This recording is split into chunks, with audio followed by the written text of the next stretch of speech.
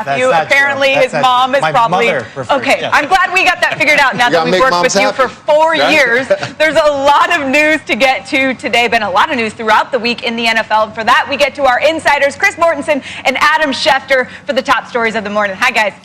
Good morning. Thanks, Sam. And naturally, the top stories of the morning kind of focus on that quarterback position. We have some uncertainty with the Carolina Panthers. Quarterback Teddy Bridgewater, who sprained his right knee last week, is going to test that knee in pregame, and they will make a decision as to whether he's good to go or turn to P.J. Walker as the starter.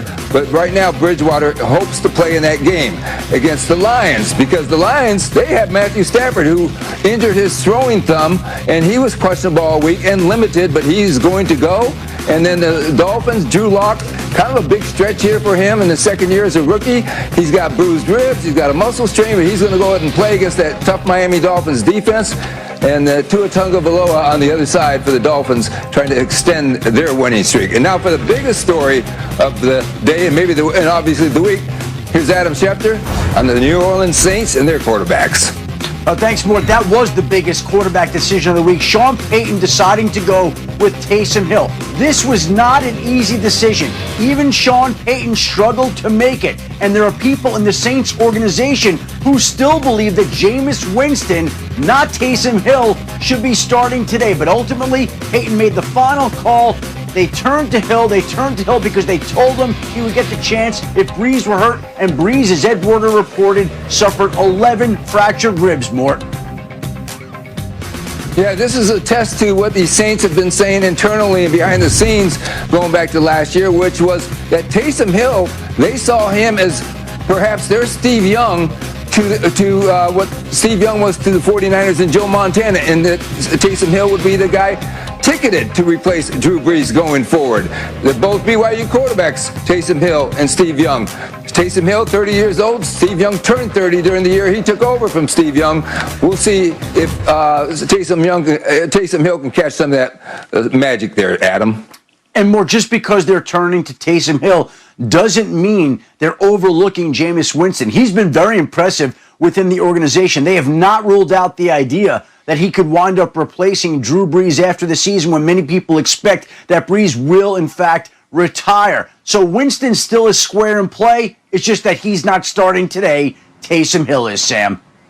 Yeah, guys, so like Adam just said, there is some debate over whether or not this is the right decision. Even internally, Randy, do you think it's the right decision to go with Taysom Hill today? Well, I've been hearing for the last couple of seasons of what Sean Payton thought of Taysom Hill. And you heard Morton Adam talking about he reminds him of Steve Young. Well, today is the day for, like I said, all the talk about why Taysom Hill remains as a New Orleans Saint, because of what he does very well. He does a lot of things offensively. But to have him at the quarterback position, I'm concerned today because he's a little kamikaze. He's a little wild as a quarterback. Now he's just there to play the quarterback position. I want to see how he throws the ball today, because all the weapons that Drew Brees was throwing to, Taysom Hill has those same weapons that Drew Brees throws to. So, like I say, the Steve Young talk that we've heard for the last couple of years coming out of New Orleans, today is the day, and I want to see it. Yeah, remember last year, I was wanting to see this move when they went to Teddy Bridgewater, and obviously all Teddy did was win all 5 games he started.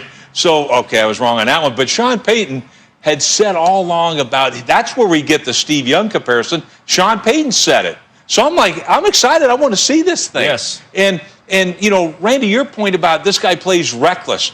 He really does, but he better keep playing reckless because that's his style. And, yeah, how long it will be, I don't know. But I can't wait to watch this young man play today. And I got to say something else. I'm looking at one other story thing that may take place. Raheem Morris is now the head coach of the Atlanta Falcons. What an opportunity he has. All right, you're going to face the Saints 2 out of the next 3 weeks with no Drew Brees.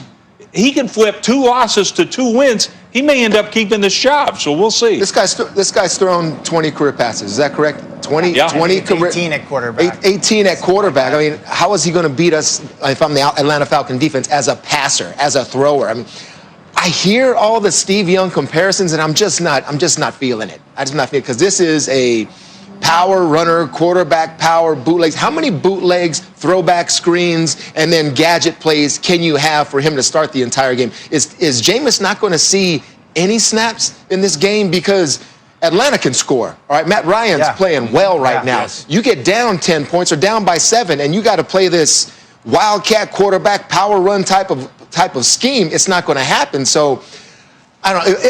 They need to stay on top of the NFC. They have an old quarterback in Drew Brees. When he comes back, they need the bye. Old quarterbacks survive through the playoffs with that first bye. If they don't get it, I think it's a detriment, especially now Brees is coming off these injuries. So I hope it works, because if it doesn't, I mean, if I'm in the locker room too, I'm sort of questioning it. I just want to win football games. Yeah, and you nailed it with what you said about Matt Ryan. Nobody's been hotter since week 6 than Matt Ryan. They can put up points. Atlanta can. But I understand how Taysom Hill has earned the respect in this locker room. You guys have said it many times, how this is like, guy, we looked past you last year with Teddy Bridgewater. This offseason, you trusted us. Whatever we told you in recruiting you to sign back here, hey, we're going to give you a chance. We're going to give you a chance. But quite honestly, I think it was a surprising move, because I really thought Jameis Winston looked great in that third quarter when he came in last week. He looked more like Drew Brees than he did what we've seen previously out of Jameis, in terms of trying to throw the ball downfield and being risky with the football. I would just say this that changes with Taysom Hill at quarterback. You mentioned that he's got all the same weapons that Drew Brees has. Well, he's missing one weapon.